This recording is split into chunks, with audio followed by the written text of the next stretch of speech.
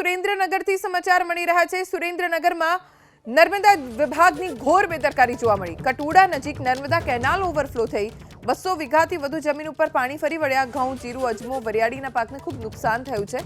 એક વર્ષમાં ત્રીજી વખત કેનાલ ઓવરફ્લો થઈ છે, જેના કારણે ખેડૂતોમાં રોષ છે। સર્વે કરાવી તાત્કાલિક સહાય ચૂકવવામાં આવે તેવી માંગ ખેડૂતો કરી રહ્યા છે।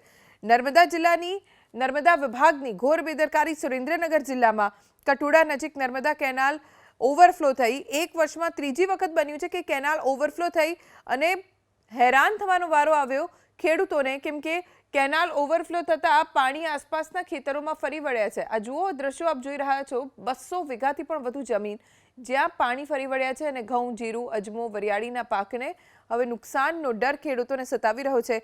ખેડૂતોમાં આક્રોશ છે વિભાગની સામે, કેમ કે 1 વર્ષમાં ત્રીજી વખત કેનાલ ઓવરફ્લો થઈ છે અને ખેડૂતો નુકસાન પણ કેટલું સહન કરે। એટલે જ ખેડૂતોની હવે માંગ છે કે સર્વે કરાવીને તાત્કાલિક તેમને જે પણ નુકસાન થયું છે તેની સહાય ચૂકવવામાં આવે।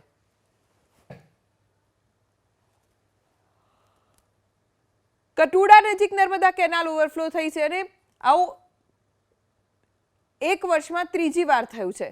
વારે વારે કેનાલ ઓવરફ્લો થાય છે, વિભાગનું ધ્યાન નથી હોતું, નર્મદા વિભાગ બેદરકારી દાખવે છે અને કેનાલ ઓવરફ્લો થવાની સ્થિતિ સર્જાય છે, જેના કારણે અંતે ભોગવવાનો વારો ખેડૂતોને આવે છે। કેનાલની સાફ સફાઈ નથી થતી, કેનાલના કામમાં ભ્રષ્ટાચાર હો, જેના કારણે અંતે તો ભોગવવાનું ખેડૂતોને જ આવે છે। અમારા સંવાદદાતા જિગ્નેશ પાસેથી વધુ જાણકારી પ્રાપ્ત કરીશું। જિગ્નેશ, ખેડૂતોના ખેતરોની શું સ્થિતિ છે?